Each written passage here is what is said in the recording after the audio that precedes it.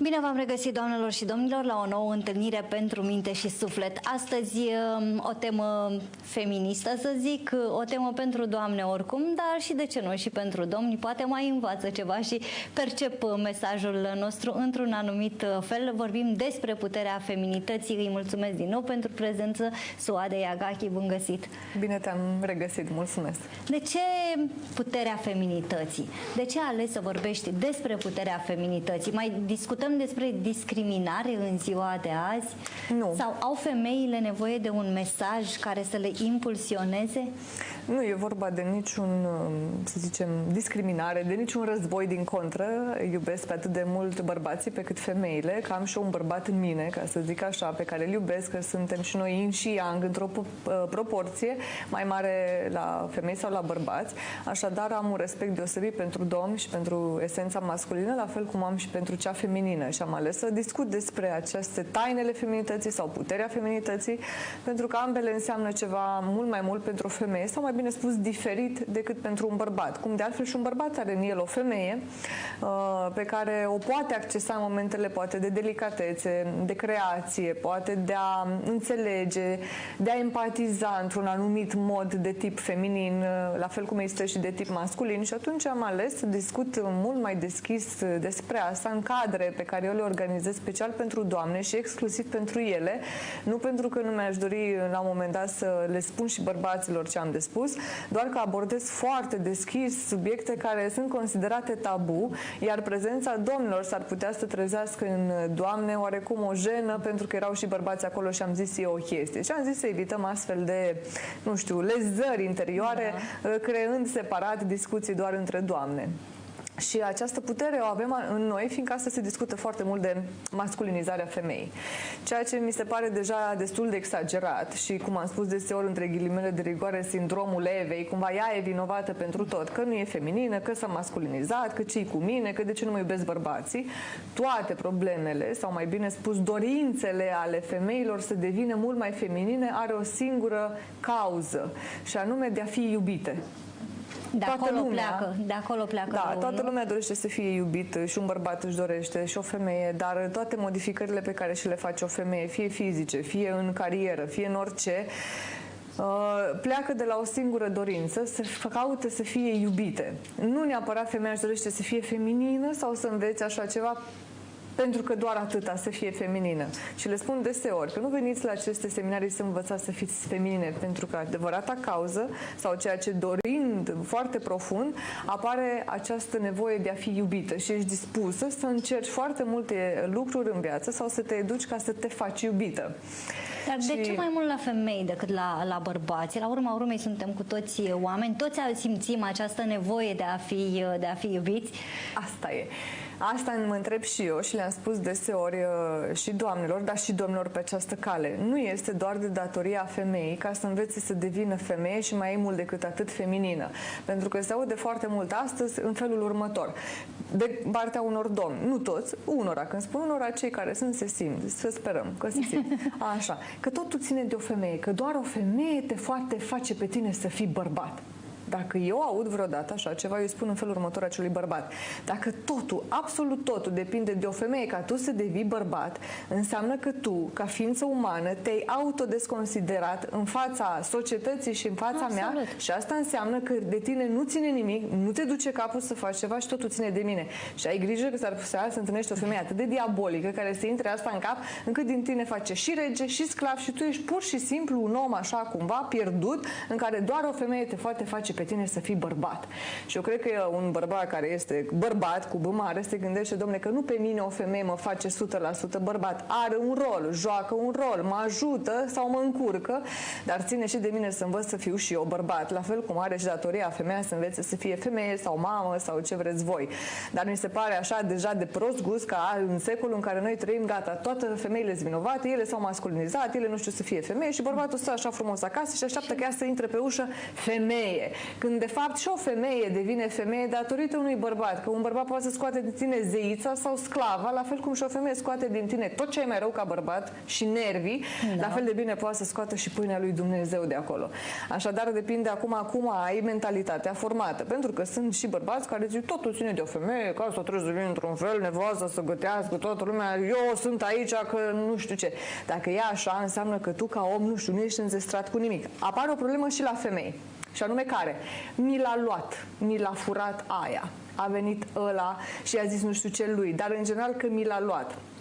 Dom'le, nu există așa ceva. Femeile aici observă sau nu-și dau seama, cred că ăsta e motivul principal, că în momentul când ele rostesc că alta mi l-a luat, tu ca femeie te-ai autodesconsidera ca femeie în sensul acesta că tu ți-ai luat un om care poate fi luat. Adică omul ăla n-are creier, n-are dorințe, n-are sensibilități, n-are atracții și alta ți l-a luat. Și mi se pare iarăși ciudat și nu este o educație în acest sens că nu există om care să ți-l poată lua alta. Și dacă într-adevăr ți l-a luat și așa poți să pronunți, înseamnă că nu ți-ai luat un om și ți-a luat un obiect, că doar un obiect poate fi luat. Da, dacă e să o luăm așa. Și nu este educație. Și am zis așa. Dincolo de asta e și sentimentul acela al proprietății. Omul acesta nu a fost niciodată al tău, pentru că el este un om. Da. Nu, cu toții avem la un moment dat această percepție asupra cuplului în care noi am nimerit, că este al meu, că este a mea. Asta e situația, așa avem viziunea, dar mai mult cred că profund ne referim la dragostea acelui om, nu că el mi-a oferit ceva și acum îi oferă alteia, sau eu ca femeie am dat lui ceva și acum nu-i mai dau și erai a mea. Adică ca și stare. Femeile caută mintea unui bărbat, iar bărbații caută starea unei femei. Nu că n-ar adora și n-ar aprecia și intelectul unei femei sau felul cum, nu știu, gândește și o duce capul pe acea femeie, dar iarăși am observat că sunt o mare majoritate a bărbaților care se simt frustrați în fața unei femei pe care o duce capul. Pentru că au impresia că ea ar trebui să fie mai, nu știu, toantă, cumva, că asta este definiția excelentă pentru una care nu vede, nu-și dă seama ce ar putea el să facă. Și mai sunt bărbați care adoră mintea unei femei, excită mintea unei femei și li se pare fascinant să întâlnești o femeie cu care să ai conversații de aici, și nu neapărat de aici. Dar sunt, evident, poate minoritate, poate că sunt, dar au nu știu, o ținută aparte și nu se amestecă într-o societate în care întâlnim astfel de situații, dar o femeie apreciază mintea unui bărbat, foarte mult mintea lui. Adică cum gândește, cum vede viața, să ai cu cine să faci ceva. Sunt foarte multe femei care ar face o grămadă de chestii, dar n-au cu cine. Nici n-au cu cine să te certe măcar în casă. Nu crezi că și în cazul femeilor vorbim despre categorii? Evident, eu tot ce vorbesc aici punctez câteva categorii, nu generalizez. Chiar și atunci când ajung să punctez, și acolo se poate generaliza, adică e din aproape în aproape. Da. Dar eu acum am ales, fiind și un timp oarecare limitat, să dau câteva exemple, dar nu înseamnă că toți bărbații sunt așa, că toate femeile sunt așa și că toată lumea e așa. Vorbesc despre o problemă pe care eu o întâlnesc deseori și puterea unei femei este foarte mult în blândețea ei, în stările ei, în felul cum ia pe celălalt, așa, la o discuție, felul cum pune problema, diplomația unei femei, răbdarea ei și până la urmă nu ține doar de răbdare, chiar și de capacitatea de a acționa atunci când trebuie să acționezi, să spui gata, domnule, n-am răbdare. La fel cum pentru un bărbat este foarte fascinant să facă construcții mentale, să-și dea seama, să aibă viziune asupra viitorului și asupra trecutului, să facă combinații, să vină la tine cu tot felul de idei, de propuneri. În schimb, nu știu dacă știu marea majoritate a oamenilor, că femeia este înzestrată să aibă o grămadă de idei în cap. Un bărbat are scopuri foarte multe în mintea sa, adică vrea să realizeze asta, să facă o afacere acolo și acolo și acolo.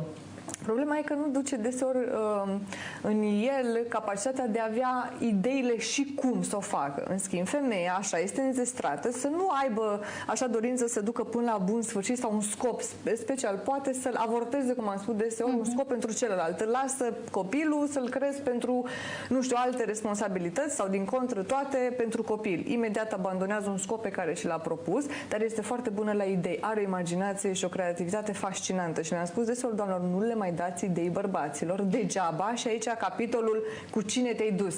Pentru că ei duc lipsă de idei și dacă tu vii și cu ideile tale, ce ar fi putut el să facă și unde de fapt a făcut, tu tocmai ai dat o nouă idee cum să te înșele data viitoare. Și atunci eu zic că este foarte prudent ca aceste idei ale doamnelor să vină constructiv pe alte lucruri, mult mai idealiste în viață. Uite, tu ești cu scopul ca bărbat, eu am foarte multe idei și aici împreună creăm o lume e foarte interesantă. Dar vezi, te folosesc la nivel minim. Cu cine te-ai dus și m-ai înșelat și celălalt scop, nu știu, să ajung până la serviciu, să mă întorc acasă și se limitează ca și cuplu. Iar în cuplu deseori lipsește erosul sau eroticul de a ajung să se înșele oamenii, pentru că nimeni niciodată nu pleacă de la premisa că atunci când intră într-o relație, fie de cuplu sau de căsătorie, să ajungă să se înșele. Pentru că se simt foarte trădați oamenii când s-au trezit înșelați. Ar trebui să-ți pui problema de ce s-a ajuns la asta, nu de ce m-a înșelat. Pentru că nici tu n-ai intrat în relația acasă înșel, nici el n-a făcut-o ca să se ducă cu alte femei, ci ceva anume a apărut. Și aici poate să lipsească lipsa de eros, poate chiar rutina, paletele de trăiri, poate să fie un bărbat cu multe palete de trăiri. Căsătoria îți oferă oarecum o siguranță? Tu te bazezi pe asta și crezi că nu mai este nevoie să lucrezi în cuplul respectiv?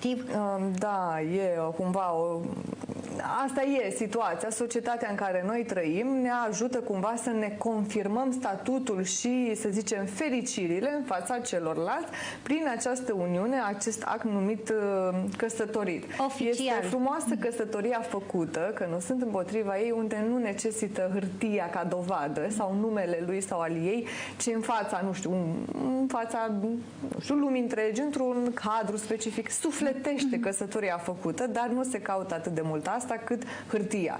Hârtia ți arată că ești luată, că ai și tu un statut, că cineva te-a vrut și te-a dorit. Și este perfect normal pentru o femeie să-și dorească la un moment dat și acest lucru, cum pentru un bărbat să aibă o carieră, o funcție și o putere, își validează masculinitatea în grupul bărbaților, că totuși ele a realizat ceva. Că deseori se întreabă bărbații, oare de ce trebuie la femei să se mărite?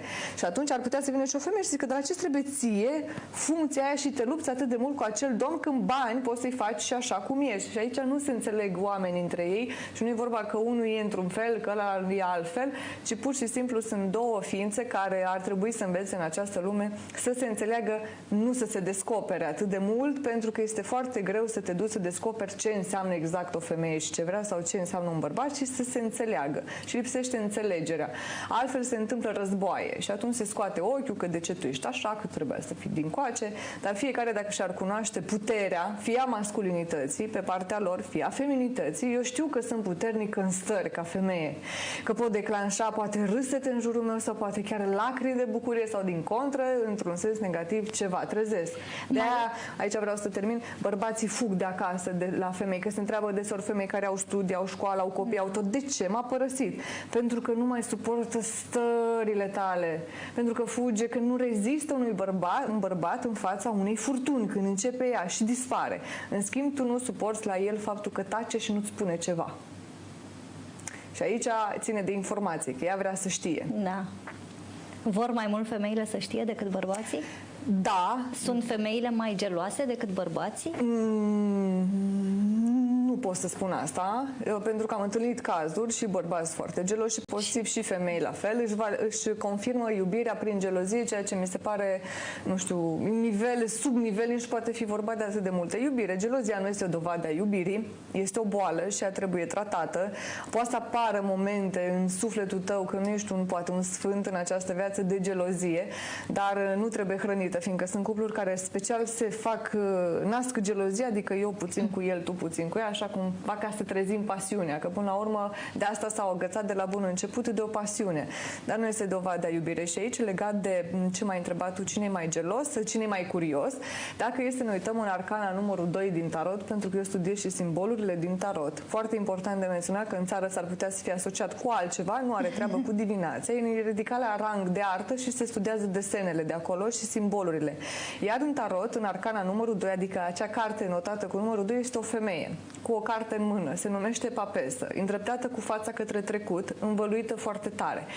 Și este un singur arcană sau o singură carte din toate cele 22 de cărți care are o imagine cu o carte în mână, care înseamnă ca simbol informație, nevoia de a cunoaște, de a împărtăși cunoaștere. Și atunci femeia, indiferent că ne uităm la clubul bătrânelor, fie la clubul tinerelor, toate fac schimb de informații sau poate numită fi și bârfă acolo, sau nevoia de a spune și de a afla unde ai fost tu ca bărbat. Și atunci este ahtiată după informație. Și bărbatul, dar el o folosește imediat, nu o împărtășește atât de repede, pentru că știe foarte clar că aia e taina lui. Să țină pentru el formula de la nu știu ce, eu știu, soluție de băutură sau formula de la cum s-a construit mașina aia. El este păstrător de informații, în sensul în care nu o împărtășește, dar femeia aia tot păstrătoare este, dar cea care vrea să fie citită și oferită și altora. Și de-aia caută toată ziua o femeie, folosind arcana numărul 2, să afle unde ai fost, cu cine ai fost, ce face ăla, unde s-a dus celălalt. Și un bărbat e curios, dar repet, e sigilat. De la el nu scos nimic. El o ține acolo și o folosește în altă direcție, de unde să-și valideze oarecum un mister specific, că el știe ceva și cam atât. E frumos că tu ești atrasă de mintea mea. Da, așadar, puterea feminității, vorbim de fapt despre niște aturi, da, pe care încerci să le aduci în atenția doamnelor, da, cum ar trebui să le folosească mai mult pentru o relație reușită, pentru, nu știu, o familie mai liniștită, ca să zic așa. Ne vorbeai despre blândețe, da? Da. Odată. Ce ar mai fi pe lista aceasta? Seducția și farmecul. Seducția astăzi este redusă la nivel de haine și machiaj la femei și eu știu ce fel de modificări, și farmecul este uitat. Nu mai știe o femeie când îi spui tu știi să fii fermecătoare sau uite un om fermecător, ce e aia? Și atunci se uită așa cumva a ce înseamnă farmec. O femeie care are farmec are și la 80 de ani și la 90 de ani, și dacă are riduri, și dacă are, nu știu, kilograme în plus sau din contră, n-arată perfect. Definește-mi puțin acest farmec. Se încarcă cu farmec. Păi uite, ce înseamnă un om cu farmec, o femeie cu farmec, care știe să folosească carisma în scopul de a trezi în oameni iubirea, dacă vrei așa o definiție. Carismă, iubire, ok. Și dacă... Adică de a trezi iubirea. Ea e o fermecătoare, intră așa într-o copere, o doamnă, și ce bună ziua, dar ce mai faceți, dar ce interesant sunteți, dar și soțul este, dar uite ce frumos, e extraordinar. Ea e frumoasă toată, strălucește pentru că vede frumosul în celălalt. Găsește frumosul în celălalt. Și o femeie care este fermecătoare, odată vede frumosul în lume. Și vede în orice situație. Vede și urâtul, dar știe clar că frumosul nu poate fi văzut ca fiind frumos dacă nu este ceva urât pe lângă. Trebuie să existe termenul de comparație. Și se folosește de urâțenia, numită urâțenie, da, sau inesteticul, indiferent că vine vorba de morală, de virtuozitate, scoate la iveală tot ce e mai bun dintr-o situație. Și ea, ca fermecătoare, cu numită așa mai departe, este femeia care plutește, să spunem, într-o încăpere, prin toți sporii, scoate afară plăcerea, senzualitatea. Ea când mănâncă sau bea apă, ea bea cu poftă apă. Ea se bucură de fiecare act în sine. Fie că își îndreaptă rochia, o face așa cu o trăire, ca și cum, Doamne, cât de superbă este viața. Și asta e femeia fermecătoare, e plină de viață în ea. Nu e nici placidă, nici apatică, nici... Ea strălucește de viață. Ea nu se poate agăța cumva decât de viață și nu contează dacă viața respectivă este prezentată sub formă de un domn, de doamne, de, nu știu, de bătrânețe, chiar și de singurătate. Ea se simte bine în însingurarea ei, că zice, am timp pentru mine să mă simt bine. Și am foarte multe prietene, numite prietene. Mai departe, că mă întâlnesc destul de rar și eu cred că mi-au rămas doamne foarte în vârstă, 80-90 de ani, care sunt foarte fermecătoare pe lângă tinerele pe care le-am întâlnit, unde farmecul pentru ele înseamnă haine, buze, păr, machiaj și pe dinăuntru gol și pauză, pentru că nu se educă în acest sens. E păcat. Da, cum să facă o femeie prinsă în goana aceasta nebună, cu job, cu copii, cu o serie de responsabilități pe care le are acasă, cum să facă să mai aibă timp să fie și fermecătoare? Să caute un bărbat, în primul rând, care este bun și blând. Pentru că dacă ia toate sarcinile și în general le ia ca și cum n-ar avea un partener, ori n-are încredere în el să îi le lase, ori n-are cu cine, una din două.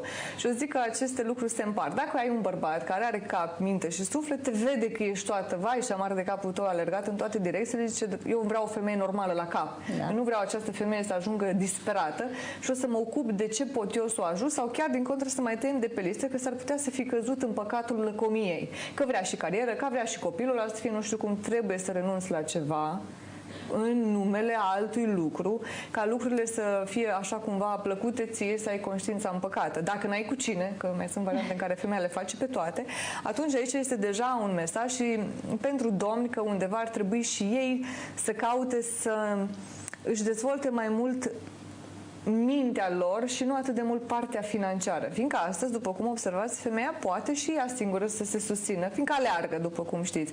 Și sunt domni care zic că nu este feminin ca femeia să facă bani, să muncească, să aibă mai mult ca noi, ce asta.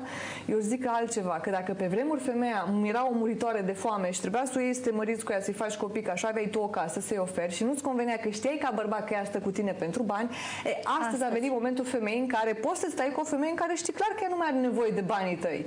Că ea se poate descurca și singurică, dar tu ca bărbat te simți cumva nasol, că ea, uite, e poate și fără mine. Asta înseamnă că undeva îți lipsește și ție un farmec aparte, unde tu nu mai ai nevoie astăzi să te duci să o ademenești cu situația ta financiară, ci din contră ar trebui să o ademenești cu modalitatea ta de a gândi, fiindcă sunt presările de conferințe de femei. Bărbați nu vezi atât de mulți, mai ales când vine vorba despre lucruri, despre viață, și ele ajung acasă și se întâlnesc cu un domn care n-au cum să dezvolte ceva ce a fost acolo. Și dacă apare cumva un frumușel de vorbitor în public și sunt doamne care, indiferent ce au acasă, ele vor zgâria ușa cabinetului acelui domn crezând că ăla mă înțelege și tu ca bărbat o să te uiți așa, ce caută mă femeia asta la vorbitorul ăla, la psihologul ăla care nu știu ce mare se ține, știți de ce se duc? Pentru că ăla le stimulează mental, că le înțelege, că nu le înțelege, o să dea toți banii tăi de salariul tău să meargă la acel om pentru că ăla stă cu ea de vorbă într-un fel anume, nu doar că stă, într-un fel anume, fiindcă dacă e să o luăm de la început, femeia se simte excitată de mintea unui bărbat.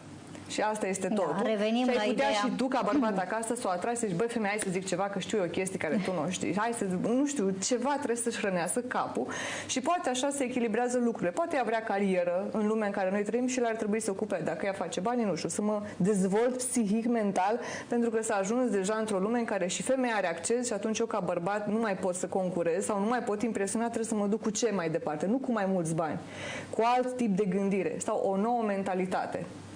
Da, așa cum spuneai, femeia are nevoie de iubire. Și bărbatul. Iubire, da, și bărbatul, da. și bărbatul. Iubire care poate fi înțeleasă totuși în diferite moduri. Unele femei își doresc acea stimulare intelectuală, da, așa cum ne spuneai mai devreme. Alte femei poate își doresc, nu știu, daruri materiale, spre exemplu. Da. Asta ca să se simtă mai iubite, mai apreciate. Iubirea e una singură, ca și adevărul. Dar până la adevărul suprem e adevărul tău și adevărul meu. E iubirea ta, felul în care tu iubești și felul în care eu iubesc. Fiindcă dacă e să mă raportez la ideea de iubire sau iubirea supremă, ceea ce noi vorbim acum aici n-ar trebui să existe ca idee într-un cuplu în care se numește acel cuplu că ei doi se iubesc sau există iubirea aceea în cuplu.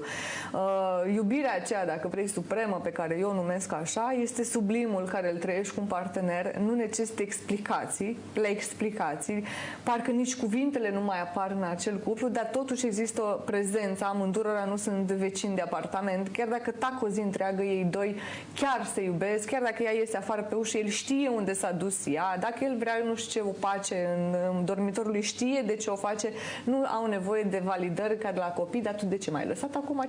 De ce nu mi-ai zis unde te-ai dus?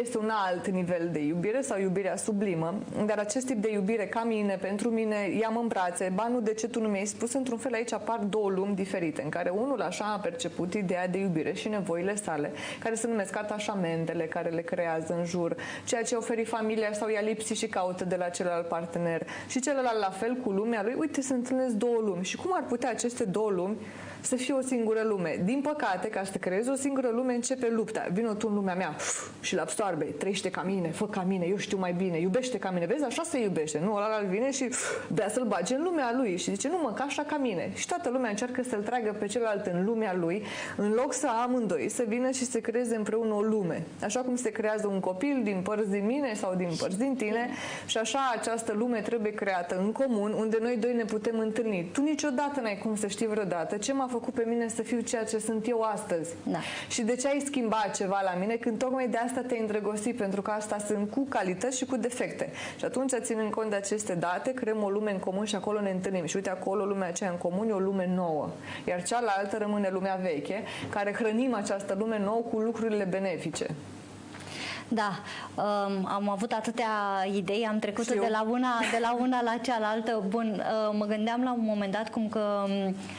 Sau voiam să te întreb, reprezintă într-adevăr femeia oglinda bărbatului și iar bărbatul oglinda femeii? Da, clar, îți dai seama, chiar dacă vedem un om foarte bun, asta mai discutam cu soțul meu zilele trecute, este superb ca fire, este excelent, e un domn, așa cumva, e foarte bun ca om și vezi lângă el o femeie care trăiește de ani de zile buni, în care zici, dom'le, ce caută cu femeia asta? Poate e răutăcioasă, poate nu știu cum, mie nu-i place să danseze, el sufletul petrecerii, și stai și te întrebi ce caută ei doi. Săracul de el, cumva îți vine să spui. Și nu e așa, fiindcă e exact cum spui tu, e oglinda celuilalt, undeva celălalt de lângă tine sau partenerul tău este expresia ta din interior, care a luat ființă pe exterior, iar celălalt care e pe exterior, într-un fel încărcat, în interiorul său are acea bunătate, dar care nu a putut să o scoată afară decât printr-un partener. Ei se completează. Poate fi acea compatibilitate prin completare sau mai departe numită, pentru cei care vor, exact la fel, suntem ca și frații, unul pentru celălalt, sau de tip oglindă. Te-am văzut, mai văzut, parcă ne știm de o viață, chiar se și aseamănă. Am și un seminar exact așa intitulat, Chipul și compatibilitatea în cuplu după fizionomie. Da? Se verifică chestia asta? Se verifică oamenii care seamănă fizic, sunt femeia și bărbatul, bineînțeles, sunt compatibili, au o compatibilitate mai mare? Da, să ne înțelegem din start. Eu dacă nu m-am pus bine cu mine, am o problemă chiar cu oamenii. Eu dacă întâlnesc un partener care se aseamănă ca și un frate, la fizionomie exact ca mine, s-ar putea să mă enervez la maxim, nu-l suport. Dar sunt compatibilități în care eu, dacă m-am pus bine cu mine și întâlnesc în timpul vieții mele un om care se aseamănă cu mine la chip, așa cumva, ca frații, atunci s-ar putea să existe o mare chimie. Oricum chimia e și din faptul că nu te suport și te-am întâlnit într-un perioadă în vieții în care nu mă suport pe mine și viața și uite, mai vine încă un om care și așa nu mă pot privi în oglindă, spui ca om, și nici pe alți oameni în ochi, dar cea mai mare sau gradul de compatibilitate se observă la ochi. Și aici cei doi ar trebui să aibă același tip de privire și aia înseamnă de deschidere a ochiului. Adică, dacă sunt oameni și se uită acum, vor observa că unii privesc unde taie pupila într-o anumită măsură, alții privesc așa, alții și mai mult așa. Gradul de deschidere a ochiului arată tipul de activitatea minții sau cât de alterați, antrenați sunt vii așa cumva ca minte sau așa cumva mult mai... Și dacă amândoi sunt așa, există compatibilitate. Dacă e unul așa, celălalt așa, sunt două lumi diferite, nu există ideea din incompatibilitate, este alt om cu totul, care pentru mine e benefic. Pot să numim acolo afaceri de familie, care sunt amândoi complet diferiți în priviri, poate să fie un parteneriat și de aia funcționează că eu vin cu capitalul meu, tu vii cu capitalul tău și uite, formăm un capital. Nu trebuie să semene oamenii ca frații la față, ca să facem un lucru foarte clar. Va trebui să-și se întâlnească foarte bine privirile odată, adâncimea ochiului sau cât de tare este ieșit în afară, să se asemene gradul de adâncire a ochiului și distanța dintre sprâncene și ochi să fie cam la același nivel la ambii, pentru că dacă unul are o sprâncenele prăbușite sau arcada, iar la ea sunt foarte ridicate, iarăși nu înțeleg ce limbă vorbește celălalt. Știi că poți să vorbești limba română cu un om și parcă vorbești două limbi diferite? Exact, de aici pleacă. De la nivelul ochilor, acolo contează foarte mult să existe același grad de adâncime, de înălțime, nu contează culoarea ochiului, nu contează alte lucruri și privirea este esențială ca să ai cu cine în această viață, să gândești cât de cât să aveți același tip de viziune asupra vieții. Da, concluzii, Suada. Concluzii. Foarte pe scurt, te rog. concluzii, să caute oamenii, femei, bărbați, să se ierte pe ei și să-și ierte părinții. Pentru că e foarte greu să intri într-o relație dacă nu ți-ai înțeles părinții de ce au fost așa și nu ți-ai iertat părinții. Fiindcă, fără să-ți dai seama, chiar și Jung a spus, când doi oameni stau la masă, de fapt sunt 6.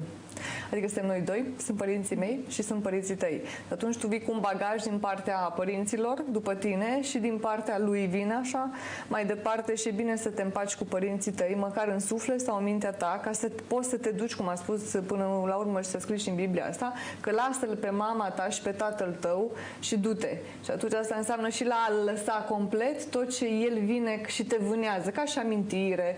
Și le urez oamenilor să caute să-și ierte părinții pe cât posibil și să nu-l mai tragă pe celălalt în lumea lui și să aibă mai multă răbdare și comunicare. Răbdare și comunicare cu celălalt. Și dacă știi că ai făcut toate aceste lucruri și totuși n-a mers, apoi atunci de-aia v-a dat Dumnezeu să fiți împreună, că ceva de acolo, cu siguranță, ați avut de învățat. Să nu considerați niciodată că pe un om pe care voi l-ați întâlnit și n-a fost să fie până la capăt, a fost ghinion, pentru că e păcat. Omul acela a venit să vă arate o limită, a venit să vă arate ce ați fi putut face mai mult și lui la fel. Și ar trebui să fie o mare binecuvântare că v-a dat ocazia viața să întâlniți un om care vă arată până la urmă ce înseamnă așa nu și ce ar fi fost așa da. Și eu zic că ar trebui să mulțumiți vieții pentru orice ar fi fost, chiar dacă acum nu înțelegeți și vă vine greu să acceptați ce vă spun eu. Da, mulțumesc mult de tot, Suada Agachi. A fost, doamnelor și domnilor, un preambul a ceea ce se va întâmpla în perioada următoare, seminarul Puterea Feminității. Găsiți mai multe detalii pe pagina de Facebook. Suada.ro, noiembrie va fi. Da, toate cele bune, o duminică minunată în continuare.